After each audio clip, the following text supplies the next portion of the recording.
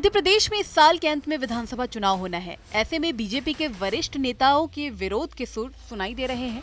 यहाँ तक कि बीजेपी को एक बड़ा झटका भी लगा है। पूर्व सीएम कैलाश जोशी के बेटे और पूर्व मंत्री दीपक जोशी कांग्रेस में शामिल हो गए। आखिर क्या है इसकी वजह? क्यों बीजेपी के नेता या तो पार्टी के खिलाफ बयानबाजी कर रहे हैं या फिर बीजेपी छोड़कर कांग्रेस में शामिल हो रहे हैं, बताएंगे आपको इस वीडियो में।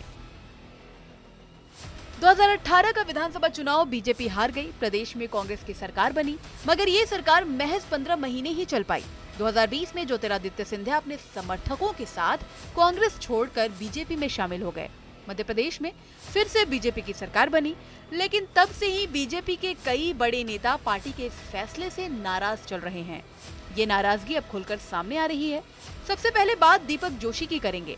दीपक जोशी बीजेपी में 3 बार विधायक और 1 बार मंत्री रह चुके हैं। वहीं सबसे बड़ी बात यह है कि वो राजनीति के संत माने जाने वाले पूर्व मुख्यमंत्री कैलाश जोशी के बेटे हैं।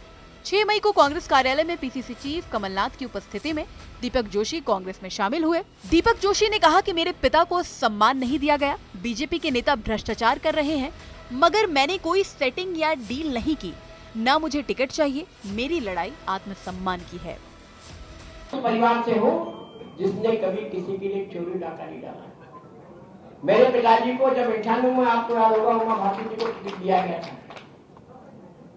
पिताजी का टिकट काट दिया गया था, जो पत्रकार साथी उस समय की गवाह। जोशी जी को कहा गया था कि आप खंडवा से चुनाव लड़ लो।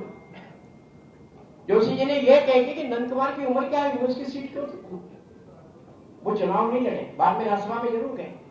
आज में मेरे सामने यह कहा गया था कि कन्नौज खाते का ईजी सीट है, आप वहां से लड़ो।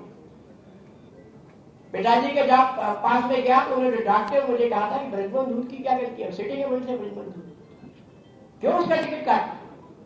लड़ना है तो इस जगह से लड़ो जहां से हमारा विधायक नहीं, मुझे हाथीपुर का सीट दी गई थी। और आज भी इस मंच से सम्मानीय कमलनाथ जी, गोविंद सिंह जी, सज्जन भैया, इन सब के सामने मैं अपनी स्थिति स्पष्ट कर दूं कि आगामी चुनाव में मैं कांग्रेस की तरफ से उस सीट पर जहां कांग्रेस का नौजवान कार्यकर्ता, कांग्रेस का कार्यकर्ता 4 साल से 4.5 साल से मेहनत कर रहा, कांग्रेस के झंडे उठा रहा, उसकी सीट को मैं चोरी करूं, उसकी सीट को मैं डाका डालूं, इसलिए मैं उस सीट पर चुनाव में लड़ूंगा जहां कांग्रेस का कार्यकर्ता।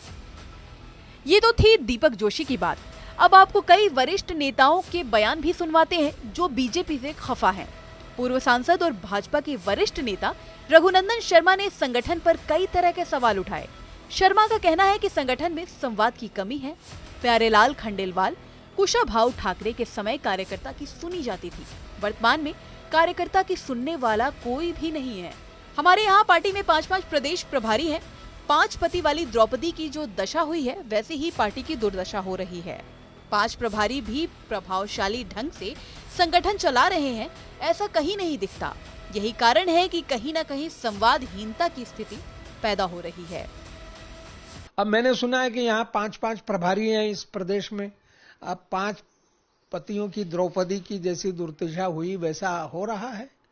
ये 5 प्रभारी भी कोई प्रभावशाली ढंग से संगठन चला रहे हों, ऐसा दिखता नहीं है।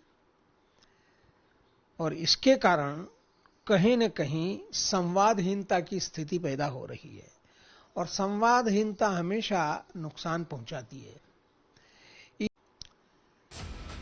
पूर्व विधायक भंवर सिंह शेखावत ने भी अपनी नाराजगी खुलकर जताई। शेखावत ने कहा कि सिंधिया के आने के बाद भाजपा पार्टी खोखली हो गई है। भंवर सिंह ने कहा कि सिंधिया के साथ आए मंत्रियों ने पूरे प्रदेश में लूट मचा रखी है। शेखावत 2 बार बीजेपी विधायक रहे हैं, सहकारिता के बड़े नेता माने जाते हैं। वहीं कैलाश विजयवर्गीय के भी सीनियर हैं। नहीं, सिंधिया समर्थकों के बारे में देखिए, आए हैं तो उनका स्वागत किया लोगों ने, और इतना ही नहीं स्वागत किया, उनको पार्टी में लाके पार्टी के कार्यकर्ताओं ने जिताया भी। लेकिन उसके बाद जो स्थितियां बनी है पार्टी के अंदर, वो मन को पीड़ा देने वाली और दुख देने वाली है। आज पार्टी उनके आने से अगर कोई मजबूत होती तो हमें समझ में आता, लेकिन उनके आने के बाद में हमारे पार्टी की ज़मीन खोखली हो गई, हमारे सिद्धांत छूट गए। जिस सिद्धांत को लेकर हमने पार्टी का निर्माण किया था हमारे लोगों ने, आज वो उससे विरक्त हो गई, दूर हो गई। हमारे भारतीय जनता पार्टी के मंत्रियों पे हमने कभी इतने भ्रष्टाचार के आरोप नहीं सुने जो आज लग रहे ज्योतिरादित्य के साथ जो लोग आए उनके ऊपर। आंध्र और कर्नाटक में बीजेपी घुस गई फाटक में। ये एक तंज है जो बीजेपी पर किसी कांग्रेस नेता ने नहीं, बल्कि बीजेपी के वरिष्ठ नेता ने ही किया है। वरिष्ठ बीजेपी नेता सत्यनारायण की इस बात का आशय जिसे जैसे लगाना हो वो लगा सकता है, या तो सकारात्मक या फिर व्यंग्यात्मक। चाहे जितना रोको टोको, सत्यनारायण भी अपनी बात व्यंग के रूप में ही सही मगर कह जरूर रहे हैं। कर्नाटक में बीजेपी घुस गई फाटक में। नहीं, वो कह रहे मुस्लिमों को आरक्षण देंगे। मैं एक ही बात कहता हूँ, आंध्र और कर्नाटक में बीजेपी घुस गई फाटक में। अब इस फाटक में घुसी हुई बीजेपी का क्या दृश्य होगा वो देखना, आप पत्रकार हो। आंध्र और कर्नाटक। दीपक जोशी के कांग्रेस में शामिल होने के बाद पीसीसी चीफ कमलनाथ ने कहा कि मैं दीपक जोशी का कांग्रेस में स्वागत करता हूं। मैं सभी को आमंत्रित करता हूं जो लोग सच्चाई का साथ देना चाहते हैं, मगर मैं सौदेबाजी की राजनीति नहीं करता। टिकट का मैं नहीं कह सकता क्योंकि टिकट तो जनता तय करती है। के लिए ऐतिहासिक नहीं है, पर राजनीति के लिए ऐतिहासिक है। राजनीति के लिए ऐतिहासिक है कि एक व्यक्ति जिसके परिवार ने अपना पूरा जीवन एक पार्टी, एक संस्था को समर्पित किया, उन्होंने आज ये कांग्रेस का साथ नहीं दे रही, ये सच्चाई का साथ दे रही, ये सच्चाई का साथ दे रही। और ऐसे सच्चाई का साथ देने वाले हमारे प्रदेश में और भी लोग जुड़े, मैं उन्हें आमंत्रित करता हूं।